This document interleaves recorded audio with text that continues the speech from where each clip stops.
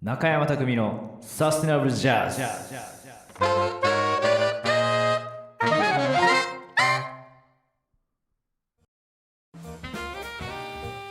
この番組はさまざまなゲストをお呼びし、ゲストにまつわる音楽観やジャズの持続可能性について語り合います。中山匠のサステナブルジャズ、お楽しみください。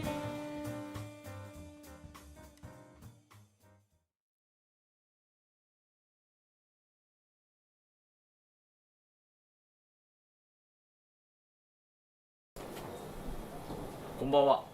サックスプレイヤーの中山匠です。毎月開催しているサスティナブルジャズも今回で第10回目を迎えました。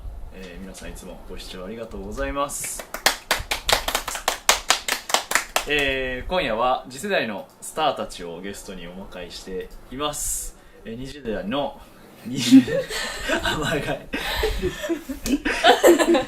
代の皆さんとジャズの持続可能性について話していきたいと思います。視聴者の取り直す今日こんなカメラ初めてなんですけど、視聴者の皆さんからのチャットの質問も受け付けています。どしどしコメントください。よろしくお願いします。それではご紹介しましょう。今回3名ゲストがいます。豊秀彩香さん、春木かなえさん、関根豊明さんです。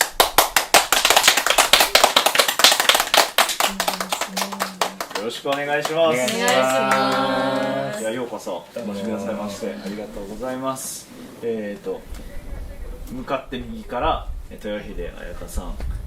春木かなえさん、関根豊明さん、3名に来ていただきました。それぞれ、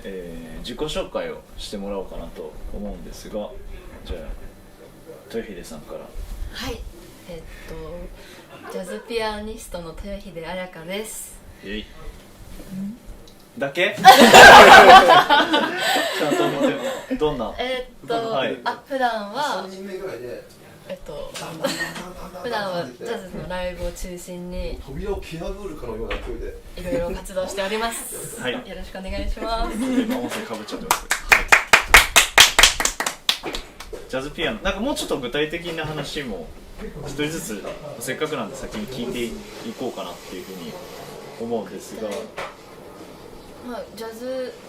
のトリオだったり、はい、最近は2台ピアノとかもやらせていただいたり、あと弟がビートメーカーなので、なんかそれと一緒になんかビート作ってでなんかラップ乗せてもらってとか、そういうのとかもやって。ラップは誰がやってる？ラップは弟の知り合いに頼んでて、自分はピアノで？そうです、なんかピアノキーボードでやってみたいな。それは収録トラックを作るっていう？そうですそうです。なるほど、はい、そんなこともやっております。もうちょっとじゃあ後ほど掘り下げる、はい、ざっくりそんな感じで20代のね、若いホープ期待のホープ頭痛が痛いみたいなトレイです。はい、お願いします。春木さん。春木かなえです。はい。私はトロンボーンを吹いていて、ジャズを中心に活動しています。はい。たまに歌も歌います。そうなんですね。はい。歌は自分で曲を書くんですか？自分で曲を書いたり、まあジャズの曲を借りて歌ったり、そんなにまだ多くはないんですけど、すごい。ちょっとずつ。自分の曲は日本語で歌詞を書いてるんですか？日本語で今は書いてます。どんなこういう歌が多いんですか？いやー、なんかこういう歌全然書けなくって、なんか周りのでも自分が大好きな人たちのこと書いたりとか、あとはなんか、まあ、最近だとコロナ禍でなんか旅行できなくてみたいな、その精神的なことにして結構具体性のある感じでなるほどなるほど、ちょっと興味がありますね。やってみてます。なるほど、ありがとうございます。よろしくお願いします。お願いします。じゃあ豊よドラマーの関根豊明です。よろしくお願いします僕はそうだな、あんまりジャンルっていうものに対しては分け隔てなくっていうか、あんまりこれだけをっていう感じではないんですけど、ジャズもそれこそ自分で今やってるバンドはいわゆるポップロックバンド、いわゆるホーロックっていうジャンルになるんですかね。そういうバンドだったり、あとはあとはいわゆるそのポップスサポートだったり、もうちょっと商業的ないわゆるスタジオワークだったりもやってますが、まあスケジュールはだいたい8割ジャズみたいな感じで、こんな感じで活動させてもらってます。よろしくお願いします。今日はサスティナブルジャズということで、今までいろんな方にゲスト出演していただいてたんですけど、第10回記念すべき第10回ってこともあって、こうなんかもっともっと僕よりも若い世代の方のなんか考えてることとか、まあ大学卒業したて2年目4年目っていうふうにおっしゃってたので、その人たちが今何を感じて暮らしているのか今ねこう皆さんにお伝えできればいいかなっていうふうに思ってるし、僕自身もなんか多分僕は卒業してもうどんくらいなのかな、2015年に卒業だから8年とか7年とか8年とか経っちゃってるんで、琴匠さんが入れ違いの代ですよね。多分大学生になった時にバリバリにやってた、ギラギラしてパリパリチラチラぐらいの感じでやらせていただいてますけどはい、まあ最初の前半は今回はなんかそれぞれの活動どんなことやってるのかをもうちょっと掘り下げていきたいなっていうふうに思ってるんですけど、演奏する現場はジャズクラブが多いんですか？そうですね、多いですね。ジャズクラブ以外ってなんかある？全然ないです。僕はバンドがロック系なんで、いわゆるロック箱っていうんですかね、ロックのライブハウスでっ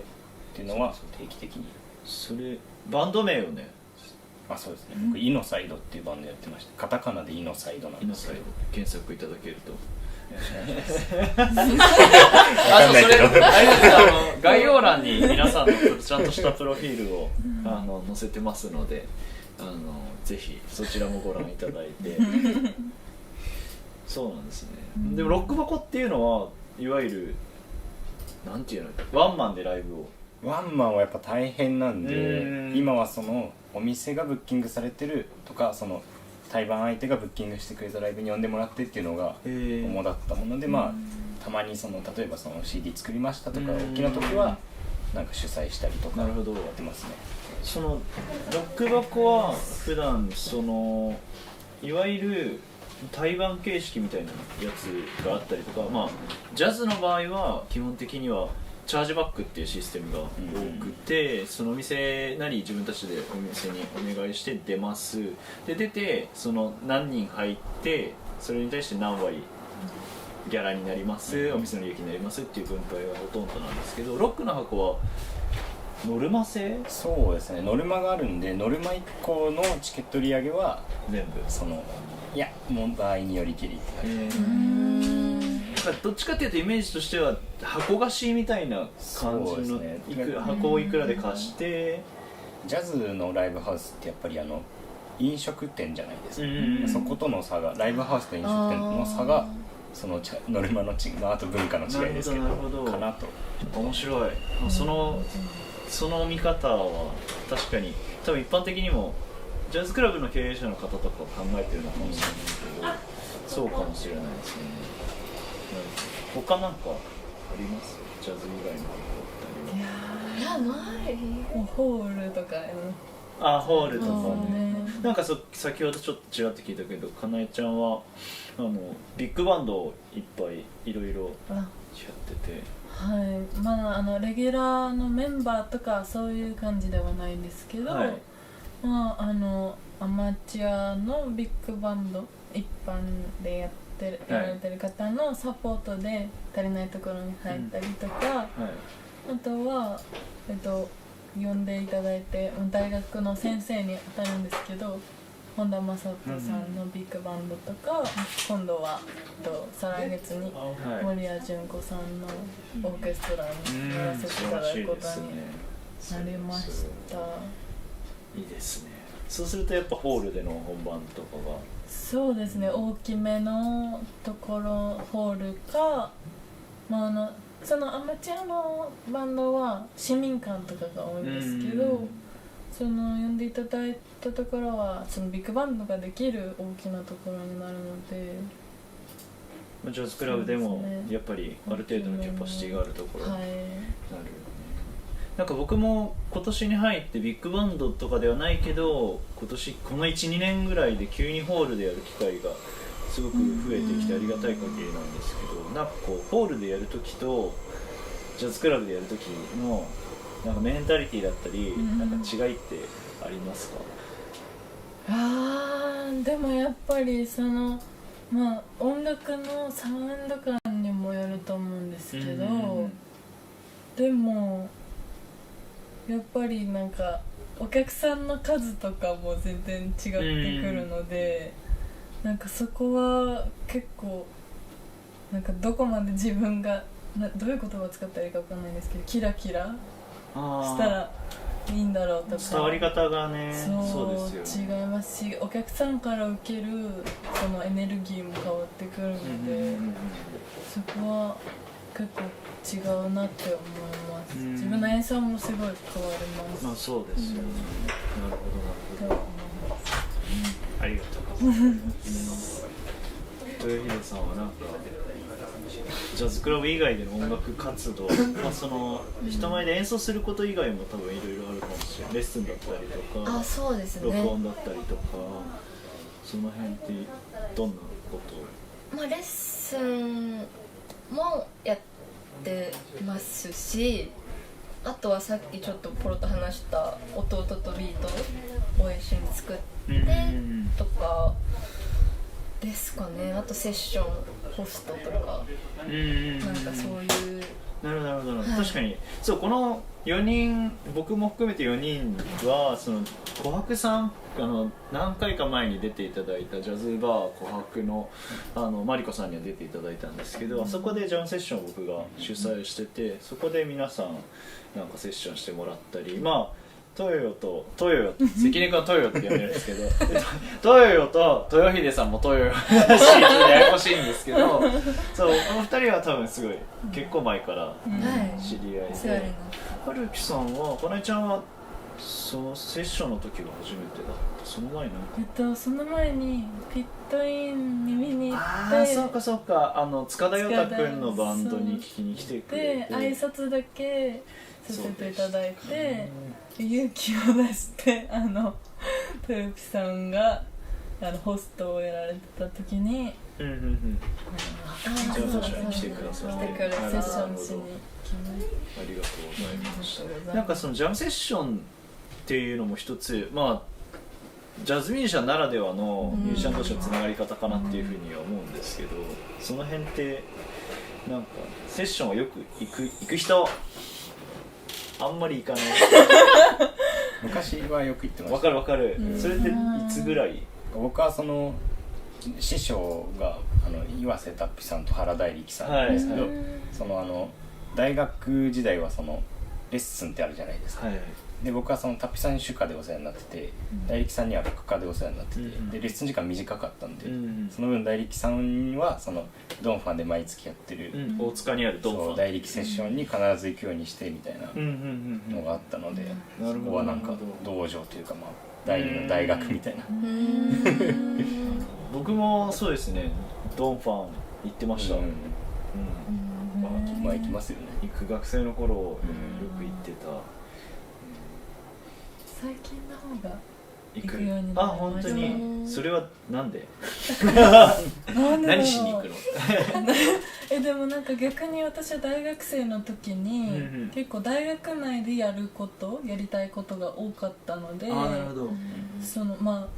ビッグバンドとかもコンマスやったりしてたので、それでもうあんまりセッション精神になれなくって怖かったのもあったので、で卒業してからの方がなんかもうなんだろう、着なよ、あ、じゃあ来ますみたいな感じのちょっと意気込みすぎなくてもいける。なるほどなるほど。セッションホストをやることが多い？そうです。月 1,2 ぐらいでそうなんセッションはホスト入ってます、ね。それどんな人がいらっしゃる？やっぱ管楽器の方が多いですね。なんかちなみにどちらで？錦糸町の J フロー。セッションだけのお店 J フロー、ね、僕も昔学生の頃から5年ぐらいやらせてもらってたお世話になったお店ではあるんですけど、J フローでも本当にセッションだけのお店っていうのが多分日本ぐらいなんじゃないのかなって。セッション文化っていうのがまた一つ別だよねっていうふうに思って、であとそのセッションも行くしライブも行くってお客さんも中にはいらっしゃるけど、セッションしか行かないお客さんもいる。そうですね。セッションファンもいるっていう、なんかそこは一つなんかやっぱジャズがこうなんていうかやる側の楽しさが一つ圧倒的にあるよねっていうところもあるのかなっていうふうに。確かにアメリカとかだとどの店もオールナイトでやってたりするから、だからなんか夜がセッション時間になる。夜中がセッション。日本は終電ってあるじゃないですか。そうだからなんかそのセッションだけの店が存在するのかな。なるほど今思いました。なんでアメリカは行ったりとかして？なんか1週間ぐらいしかですけど、学生の時になんか専属にはそのなんだろう、旅費半分ぐらい持ってくれますよっていうやつで研修旅行みたいな、そうなんですがあったので、一応僕その4年間の間に2回ニューオーリンズとニューヨーク。いいの。なるほどなるほど。楽しかった。そうなん。そのニューヨークとかニューオーリンズのセッションは、その日本のそのセッションのお客さんの層っていうのは結構、プロミュージシャンが出入りする店は出入りする店、なんかその人たちばっかりセッションになるよねとか、なんかそのだけどそうじゃなくて、なんていうの、愛好家の皆さん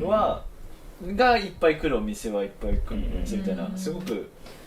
分かれてるし、どっちかっていうとセッションはどっちかっていうとその愛好家の人中心なイメージがあるけど、アメリカってどうなの？僕はその1週間のうちに1回しか行けなかったんですけど、なんで他のお店は分かんないですけど、ディジーズクラブって後ろがガラス張りの、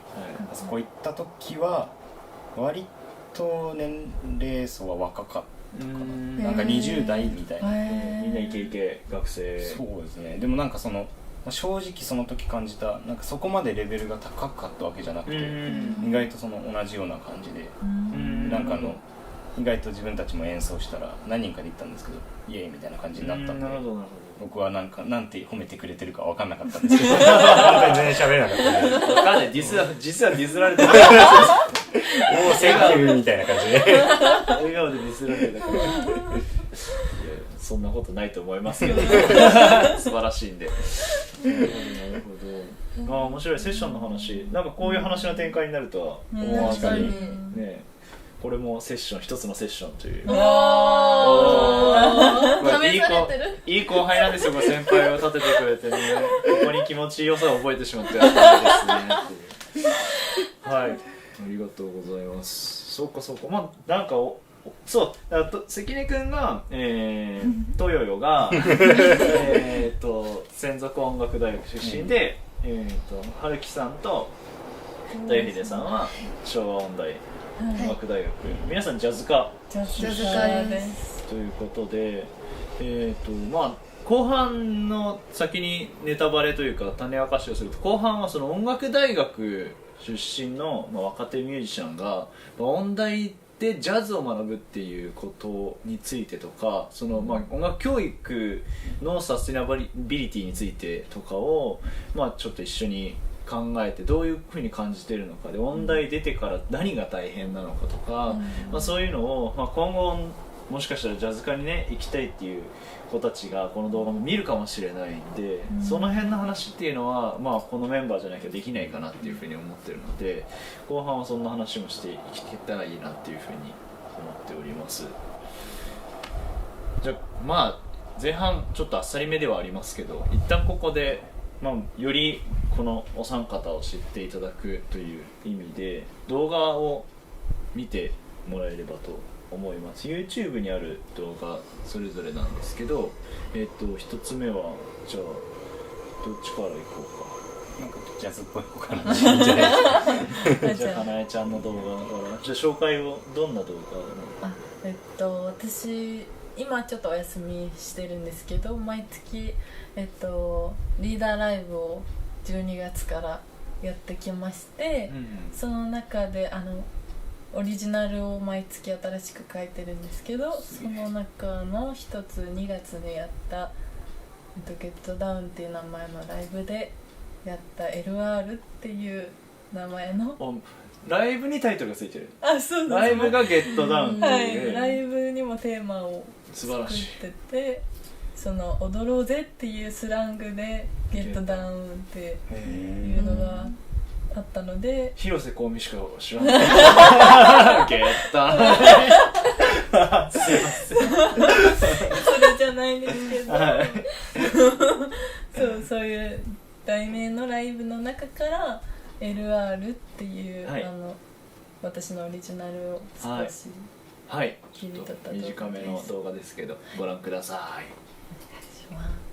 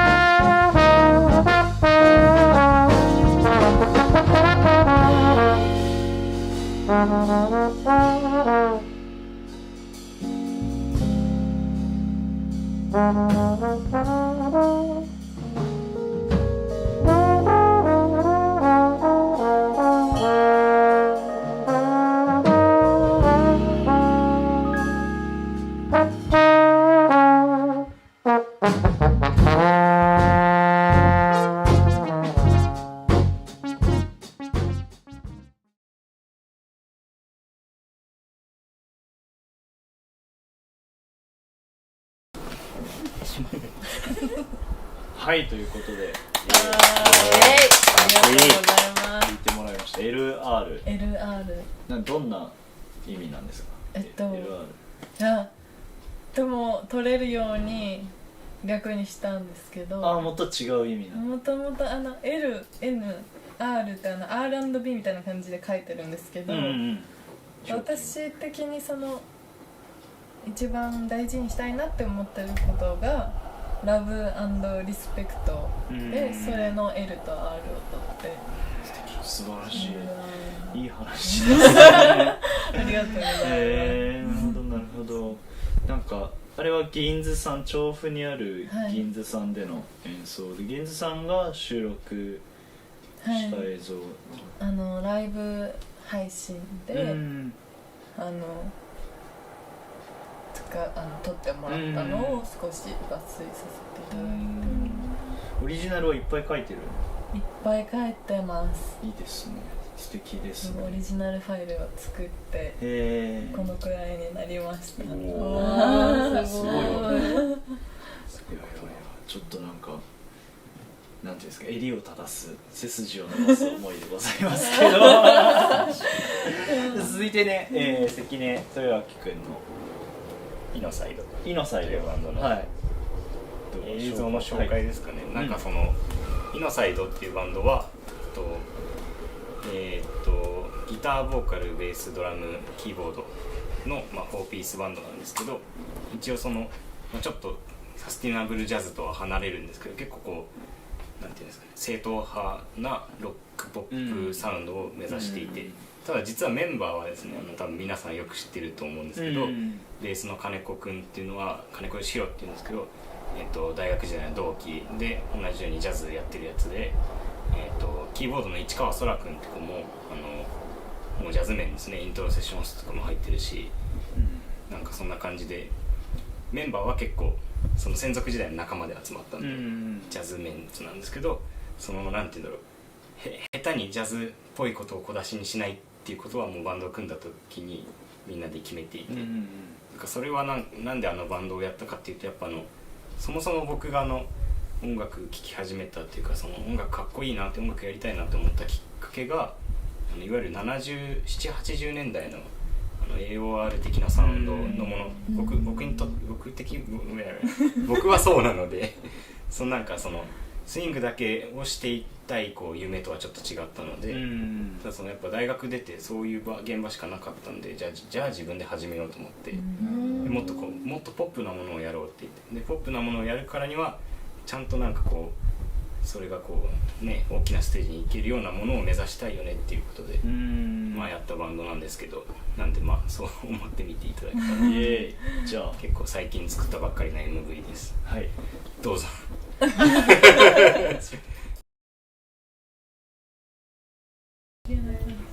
はい、ということでご覧いただきました。ありがとうございます。イノサイド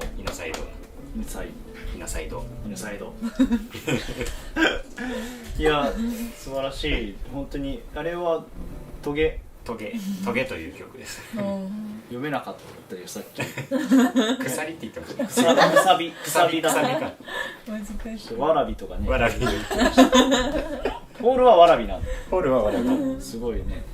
なんかあれ結局前聞いた話だったんだけど、その演奏はもちろんのこといろいろ全部自分で。そうですね、今僕の家がちょっと音出せる物件で、なんで録音は自宅でやってて、ミックスマスタリングとかは僕が担当してて、で映像とかはそのキーボードの市川空くんが全部編集してくれて、ね、とか分担しつつ、曲は全部ボーカルの子が書いてるって。その映像に関しては弊社もいろいろ映像をやっておりますので気になるところなんだけど、こういうミュージックビデオを作るときってかなり方向性を決めないと。そうですね、なんかあらかじめなんていうか方向性のこういう風に作るみたいな。そうまず楽曲があるじゃないですか、でその歌詞もあって、じゃあ今回どんな MV に作ろうかって言ってまずみんなで話し合うんです、で方向性がこの曲とかはできれば演奏シーンをメインで少しストーリー性はあるけど、そのストーリー性は確立したものすぎずちょっと曖昧なぐらいがいいんじゃないっていう、そのぐらいのものができて、で僕がホールとかでやったらかっこいいんじゃないみたいなとか、ライブハウスとかみたいな、最初そのぐらいの感じからできることを絞っていって。すごいな。熱量と時間も相当かけてる。そうですね、逆に時間はあるんで、そこを使ってバンドでのミーティングみたいのっていうのはどのくらいの頻度でやってる？そうですね、意外と集まれないんで、実際のところは月に3回集まれたらいい方みたいな。ライブ今まだこのバンド発足して1年なんで、まず最初の1年は月に1本ぐらいはライブしようって話をして、それはもうミュージシャンとしての歴はそこそこあったとしても、バンドマンってジャズ面なんでみんな経験がないじゃないですか。僕も高校生ぶりのバンドマンなんで、だからそういう意味でもロックの箱でちゃんとやろうって決めて、でもう対バンライブでも何でもいいから出ていこうみたいな、そんな感じですね。なるほど。さっき話してたみたいないわゆる AOR みたいなものに影響を受けました。でもスイングジャ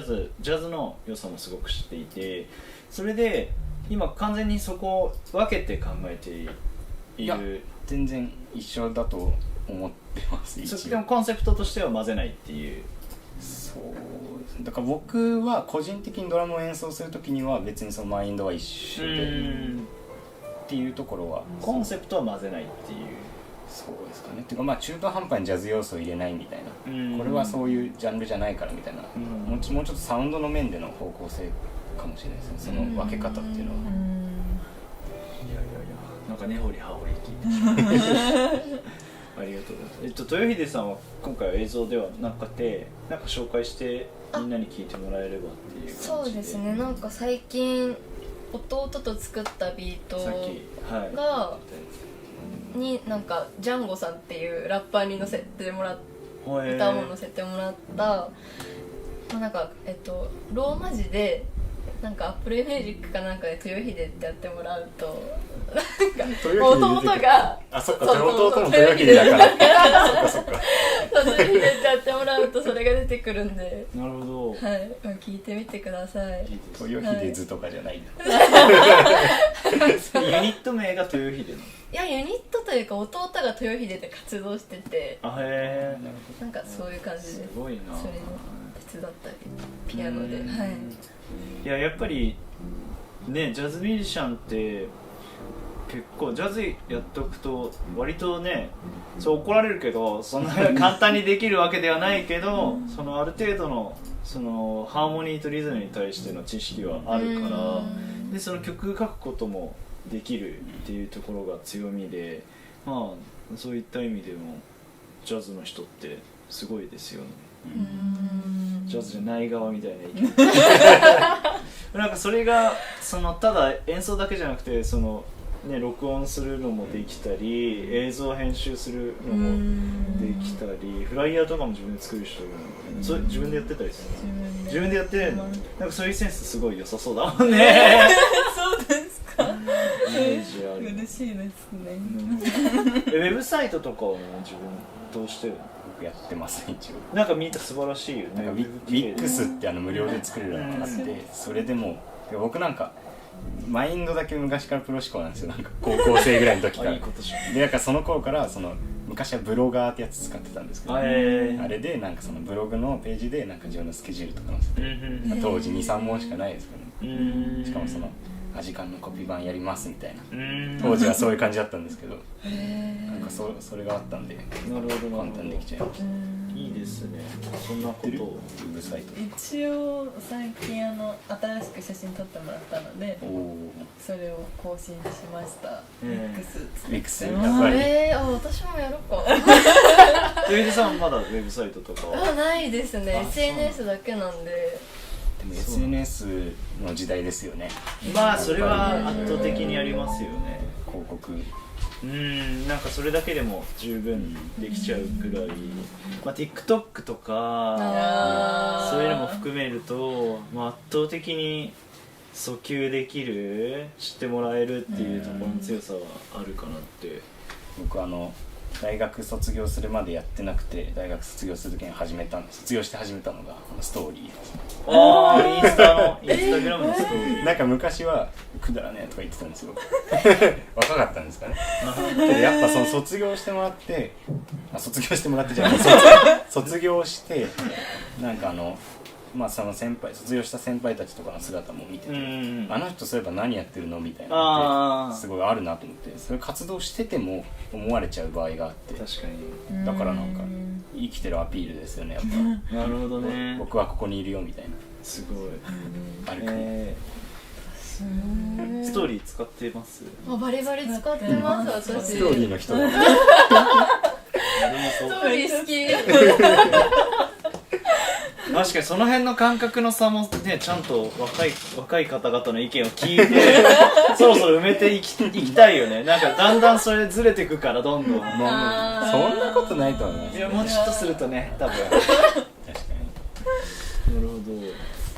そうか、そのさっきプロ思考って言ったそのなんかこうそこを皮切りにその辺の話も聞いていきたいなって思ってて、まず音大に行こう、ジャズ科に行こうって思ったのってなんでですか？それぞれ豊秀さん。私はもう大学入る前からジャズやってて、でそうだよね、高校生の時だったもんね多分。そうですね、最初お会いしたのそんぐらいで、なんかオープンキャンパスとかあるじゃないですか、大学の。なんかそれでなんかいろいろな先生に通ってたんですよ、オープンキャンパスに。ただで教えてもらったからそれでやっぱ音大でジャズ学びたいなって思って入った感じですね。ジャズ始めるきっかけは何だったの？ビル・エヴァンスとかオスカー・ピーターソンを聞いて、かっこいい。なんで機会があるなんか親が聞いてたんですよ。あー母親が聞いてて、でも母親もミーハーでなんか女子ジャズみたいなのが流行っててそれ流行ってみたいで、なんかそれの流れで聞いてたみたいで、女子ジャズって聞く側の話ってこと？そうですそうです。そんなのあるんだ。でも何々女子があった時代の話か。すごい最近なような気がするんですけど、そしたら娘の方が私の方がハマったみたいな。ピアノもともとやってて、はい、そうです。なるほど。そのでも音大行く以外の選択肢も、特に国内じゃなくても海外留学できたりとか、あるいは一般大学からプロになる人たちも全然いるけど、その中で音大ってなんで？なんでだろう。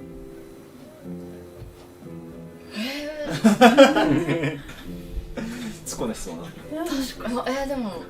やっぱ音大に行きたいなってなんとなくぼんやりずっと思ってたから。行くメリットってどこに？まるで僕は問題行ってないみたいなさ。行くメリットはでもやっぱりなんか音大で教えてる人ってやっぱね、最前線で教えてる活躍してるプロの方がやっぱ教えてるので、なんかそのプロの人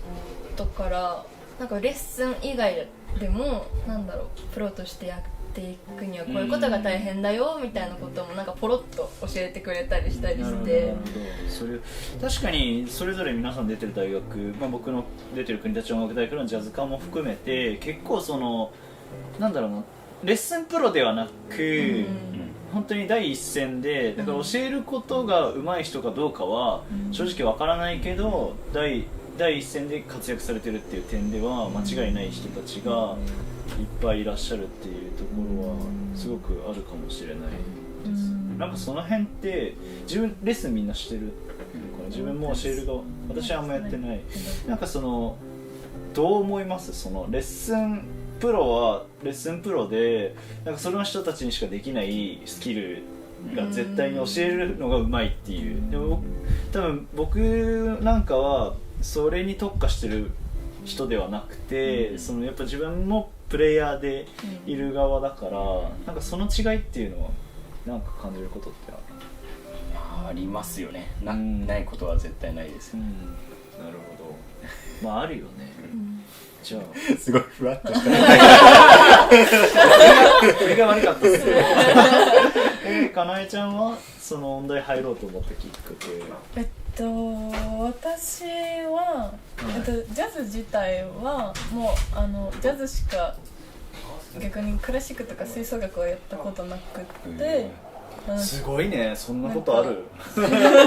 それでトロンボーン出会うのってすごいね。中学校の部活がもうビッグバンドで、ちなみにどちらか聞いてるの？横浜市笹毛中学校。はいはい、有名なところだ。そうなんだ。すっごいうまいよね。そう、なんか一時期ス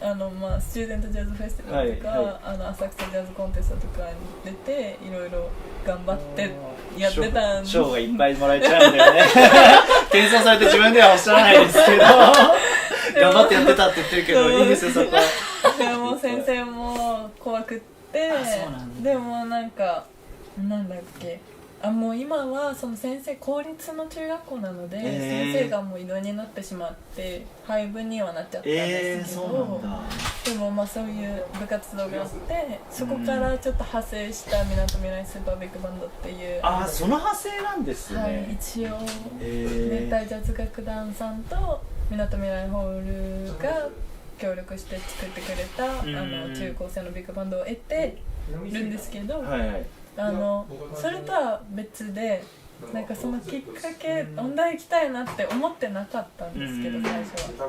好きでできたらいいなって思ってたんですけど、一緒に高校の方では私立の高校に行ったんですけど、軽音部にちょっと入ってて、でその時はトロンボじゃなくてベースやってたんですけど、知らないことがいっぱい。それ A ベってことです。そうです、家に一応安いのがあるんですけど、なんかそれで一緒にやってたバンドの子が音大に行きたいから、なんかもう音楽の先生に相談しに行くって言って、うん私はその子のことすごく尊敬していて、話だけでも聞きたいと思ってその相談しているのを聞いてたら、なんか私も行けるなら行きたいなと思うようになって、あとはそのまた別に尊敬していた先輩が音大行きたいって結局行かなかったんですけど、言ってて、そのなんか音大って聞こえてくるようになったのでなんか音大ってすごいキラキラっていうか、なんかこう目指したいっていうこと、なんか志がある人が集まるんだと思って、それ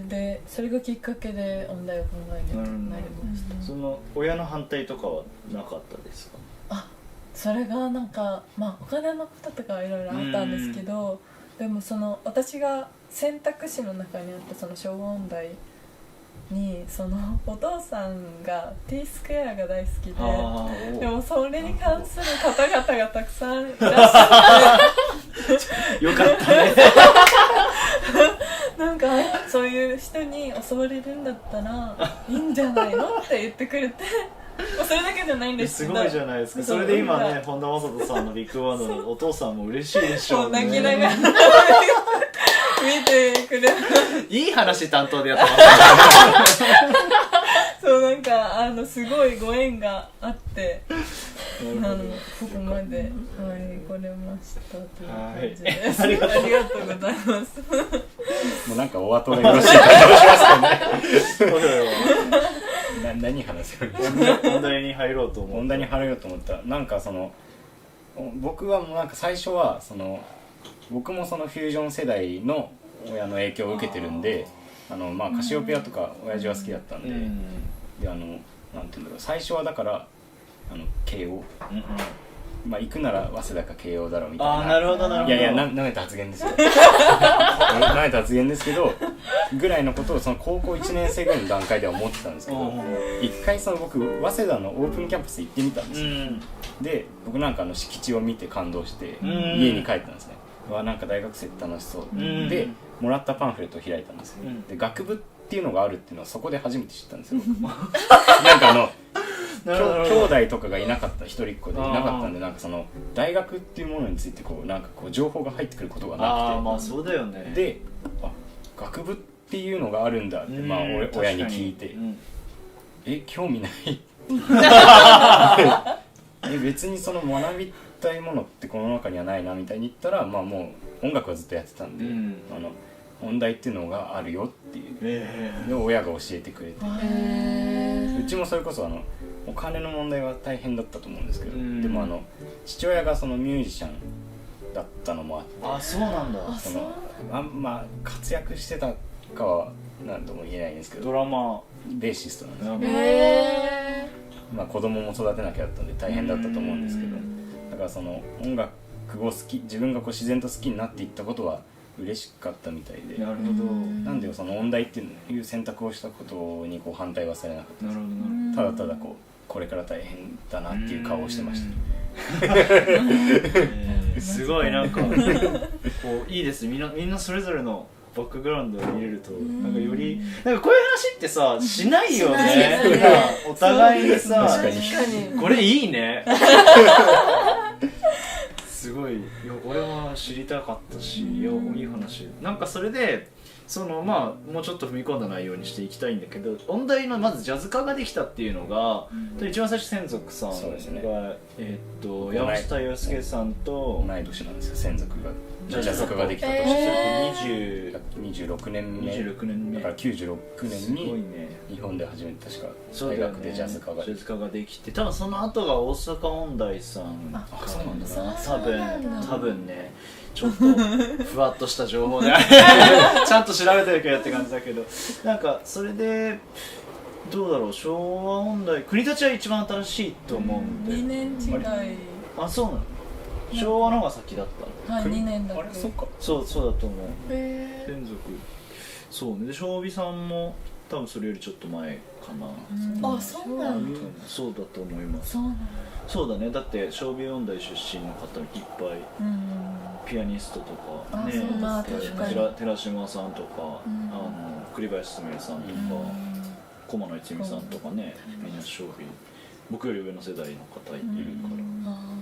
そうそう、それでそんだけ歴史があって、でもそろそろまあそれより前の時代の人っていうのはそれこそね、早稲田とか慶応とか、ジャズ犬だったり、ジャズ犬だったりビッグバンド出身の方がプロになっていくっていうプロセスを経ていたんだけど、それを音大ジャズ科ができたことによって変わったわけですよ。逆に一般大学からそのプロになるっていう人たちがかなり減ったと思うんですね。まあ、中にはいらっしゃるし、特に僕ら世代周辺は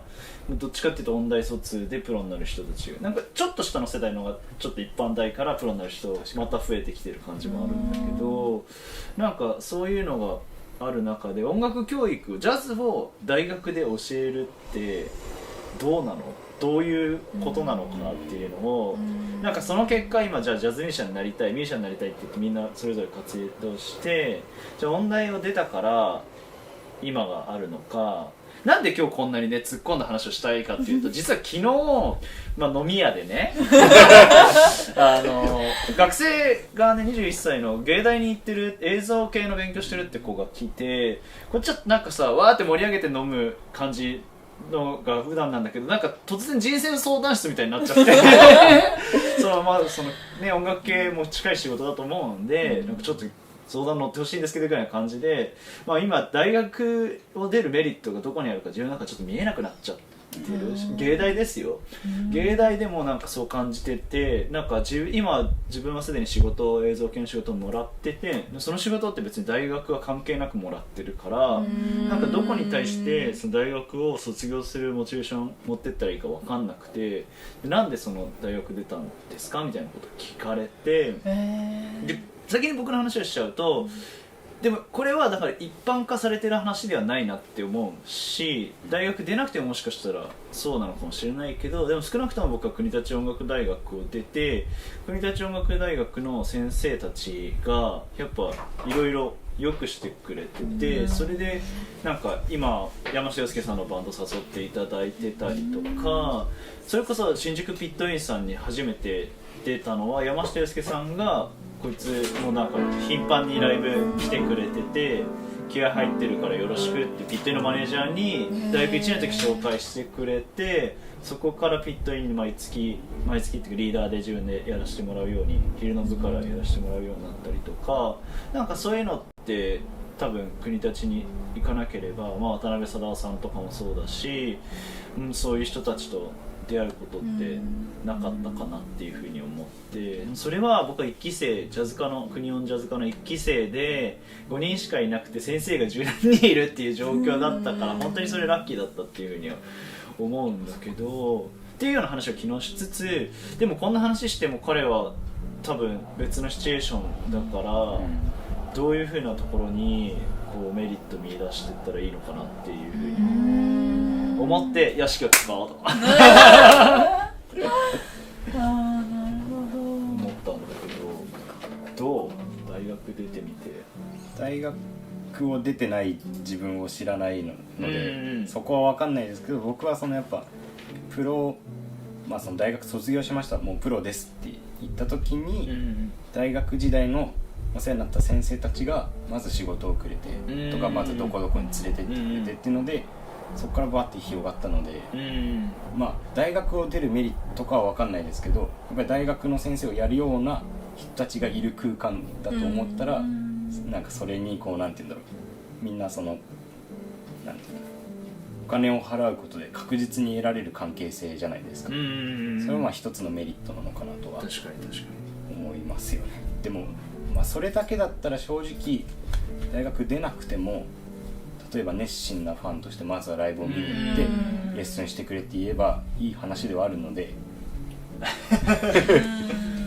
そうね。でなんか僕は実感まではできてないですけど、そこに対してその大学の先生をやってるような人たちから言われるのは、やっぱ大学出てるやつはいつかここの大学の先生になれる可能性もあるよねっていうのは言われて、うわすごいな。それはその僕はその、まだ年齢も20代ですし、その先生になりたいっていう夢があるわけとはちょっと違うんで、そこをこう美味しい美味しいって思ってるわけじゃないですけど、なんだろう、そのなんていうんだろう、こう大きなステージに立ちたいとかいい演奏がしたいっていうだけじゃなくなってくるわけじゃないですか。いずれその目標は同じようにあった上で、例えばもっとなんだ経済面で家庭を持っていかなきゃいけないってなった時に、その波のある仕事だからこそ、その教える仕事、それが大学とか学校というかのでより強いと思うんですけど、そういう、いずれそういう立場になった時にもしかしたらこの肩書きって初めてこうありがたさが出てくるのかなとか、それを信じてるっていう状態かな今。いやそっちの目線も確かにあるかなとちょっと思いますね、それは。でもなんか一つのコミュニティとしてその大学っていうか学校があるなって思ってて、私はなんか昔から学校好きなので、なんかそこに行けば誰々に会えるとか、なんか音を一緒に出せるとか、そういう空間があるっていうことがすごいいいなって思うので、なんかもちろん豊明さんが言ってくださったことも思うんですけど、なんかそれ、友達に会うだけでもなんかいいなって思います。確かにね、それは別大学があるからこそつながりが仕事面でもなんか友達とかでもやっぱりあるもんねなんかこの同期とか同じ大学の仲間で集まった時の安心感。あとなんか他の音大だと他の科とかあるじゃん、なんかクラシック科とかポップスとかミュージカルとか、なんかそういう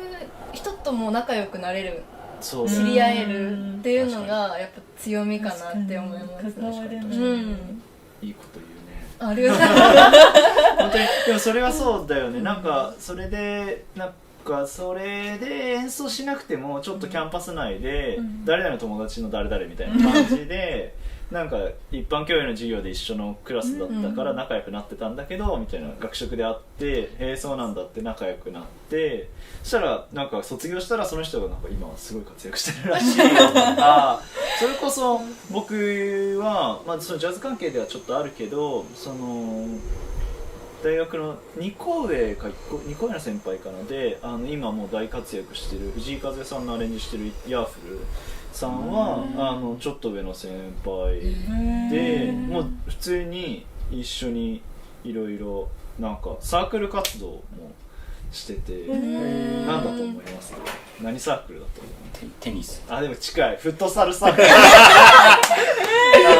クニオンの今もなくなっちゃったんだけどファミリーマートがキャンパス内にあって、でそのファミマの前が喫煙所になってて、でその喫煙所に溜まってる人たちがフットサルサークルやってたので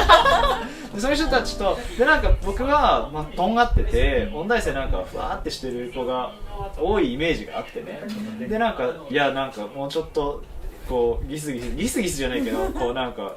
俺はこうだからみたいな人と会いたいと思ったら喫煙所の人たちとすごい仲良くなって「お前もフットサルやれよ」みたいな「じゃあやります」って言って、そこでそのヤーフルさんと普通にでもなんか僕がとんがっていろいろ先輩からあだこうだ言われてるのを彼はすごく昔からなんか匠こういう風に言われてるから気をつけた方がいいよっていうのを言ってくれるとっても優しい先輩だったんですよ、今その話を思い出して確かに専属とかもそういう意味では学科はすっげえ多いんで、そうね、もうめちゃくちゃもう専門学校かなぐらいの、確かにダンスとかバレエとかいろいろ声優とかもあるし、声優もあるんだ。だから僕その頃の時代になんかそので今のバンドメンバーもクラシックのサックスの子だったしとか、とある頃なんていうのシンガーさん、女優さんのサポートでレコーディング呼んでくれた人は、その音響デザインって言って録音とか作曲を学ぶ要は DTM 的な学科の友達だったりしたんで、なんかその他の学科の人と仲良くなれるっていうのは確かにジャズだけやってたらこうないつながり、確かにそうだよ。問題いいかも確かになんかそのさっき教える仕事に回る可能性っていうのもすごくあるなって思ってて、なんか音大、アメリカのバークリーとかも含めてそういう大学を出てる人とそうじゃなくて自力でいろいろ勉強してった方とで教え方違うなってすごい感じてて、でその辺もなんか最近はこう体系だって僕たちも勉強したし、なんかこれからもどんどん蓄積されていくことかなっていうふうに思ってて、なんかその辺も含めて教えるのってどうどういうふうに思うなんか難しいじゃん教えるのって、どう感じてます？でも私結構好きかもしれないです、教えるの。なんか子供とか、おばあちゃんとか、普通にサラリーマンの人とか、なんかいろいろ教えたことあるんですけど、なんかやっぱみんな、私たちと違って普段は他の仕事をしながらって感じなんですけど、でもその中でもやっぱ音楽の楽しみをちゃんと見出して自分なりに練習してこう表現したいっていうのがちゃんとあるなって思って、なんか感動したりしますね、上達したりしてくると頑張ってくれる。そもそもでもモチベーションがこう表現したいけどそれをサポートするみたいな意味での教育っていうところだよね。なんかそれがないと無理だよね。なんかいやなんかわかんないけど上手くなりたいから教えてくださいって来ちゃうといや何がやりたいの？いや別になんかサックス吹けるようになりたいんですけどっていう感じだとなかなか難しくて、その今度大会あるんでちょっといい成績取りたいんでぐらいだとなかなか難しくって何をどう感じてて何を修正したいの？どう上手くなりたいのかっていうのがないと難しいよねって思ってる。教育だからすごい難しいなってすごい。だからカリキュラムがあってもそれ今じゃあこうしたらじゃあリズムが良くなりますよってやってもそれ気になってる人じゃないとへーって終わっちゃうわけじゃん。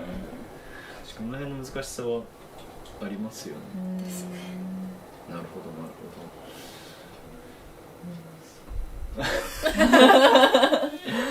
ど。なんかざーっと今話していきましたけど、その音楽教育ってそれだけジャズがね特に今30年近い歴史で日本でも教育になっていって、本当にでもそれで問題ってどうなの？生徒数とかは減ってったりしてるじゃん。その辺もね含めて問題あるかなっていうふうには思ってるんだけど、なんかこうでも僕がすごい思うのはやっぱりやる側の楽しさっていうのは絶対あるじゃん。で今こう配信とかもいろいろあって、なんかその次の面白さとしてなんか教える教わるっていうのもそういう配信を使ったものっていうのをどんどんやっていったらいいかなっていうふうに思ってて、ちょっと今弊社の方でなんかこうインタラクティブになんか勉強できる教材みたいなのを作ろうっていうふうに思ってて、なんか今までの教材 DVD ですみたいなやつでなんかこう吹いてこのフレーズこうですよとかで一緒に吹くユニゾーンとかさ、いっぱいあったけどなんかそうじゃなくてちょっとハーモニーになってたりすると楽しいじゃん。でそれでフレーズがあるみたいなフレーズも勉強できるみたいなことをやってきたらいいなっていうふうに思ってて、なんか今ね目を輝かしてるんでぜひ協力してください。ずるいですよこれも。何回かもしかしたらね先にねこの見てくれてたかもしれないけど、これねよくあるやり方なさすがにうまいな。こうやって一本釣りしてくからつけた方がいいよ。そうなんかそういうのだからそういうのドラマだったら今のアイデアとまた違ってくるけど、なんかドラマだったらこういうことできるよねとか、それこそトヨは自分で録音したりする技術もすごく蓄積してる人だから、その中でなんかこういうの共有したいとかっていう教える側の話っていうのもやっていけたらっていう面白そう思ってます。はい、そんな感じでわっと話してきましたけど、まだ質問とかあれば終わった後でもコメントいただければ答えますのでぜひ。でそれぞれ YouTube は一応やってます。自分のチャンネルあります。自分のチャンネルあります。私は一応あるの。一応何みんな人その遠慮がちにするありますよ。あるよね。ぜひ、フォローなんていう高評価とチャンネル登録YouTuber っぽいねこれやったらいいもんそうよろしくお願いします。はい。でなんか SNS とかもねみんなそれぞれにやってると思いますのでね、ライブ活動もそれぞれにやっています。よろしくお願いします。でねこのメンバーでもう何人か集まって、10月14に、六本木のアルフィーさんで中山匠 3days の2日目をお願いしまして、ね楽しみだね。アレンジまだ書いてないんだよね。私もやばいやばい。2日目はデューク・エリントン特集で、デューク・エリントンの楽曲を豊秀さんと僕がアレンジして、このメンバーとあとトランペットの鈴木裕太郎くんとベースが安田浩二さんで、そこにゲストで竹内直さんが入っていただいて、4巻で豪華4巻編成でエリントンをやろうかと思っていますので、アレンジ頑張ります。頑張ります。よろしくお願いします。はい、ぜひそちらの方もチェックしてください。ということで、なんか言い残したこととか大丈夫ですか？大丈夫、遠慮がちだからね。大丈夫、グイグイいかないと。じゃあ、はい。私の師匠の森谷純子さんと、わらびのアワデライトというところで、11月11日に2台ピアノでライブするので、来てください。森谷さんはね、ここの事務所も一回来てくださって、ジャズサイトの映像も森谷さんのバンドで出ていただいて、セーフテッドで出ていただいたのもあって、すごい忘年会に来てくださって、すごいなんか本当によくしていただいてて、よろしくお伝えください。はい。この番組もね、森谷さん出てほしいよね。一緒に出たい。いいですね。楽しそう。他なんかあります？大丈夫ですか？ね。はい。10月15日、匠さんの3days ちょっとかぶっちゃうんですけど、15日に、今までリーダーライブは、4人でバンドみたいな感じでの形でやってたんですけど、それを1回お休みしてて、その10月15日はちょっと1回なんか少なくして、イノサイドのピアノの市川空くんがいるんですけど、その子と2人でデュオの形でちょっといろんな自由な感じでふわーっと私っていう名前のライブをやるのでよかったら町田のイントゥザブルーっていうところでやりますので、よければ来てください。僕も一つだけライブ告知を、本当はこの前やる予定だったんですけど、諸事情により延期になったんですけど、さっき見ていただいたイノサイドってバンドの新しい EP を出したんですね。でそれのライブが12月20日かな、火曜日渋谷紅白にてワンマンライブあるので、グッズも作ったんですよ実は。T シャツとあとこのステッカーの携帯に入れてるんで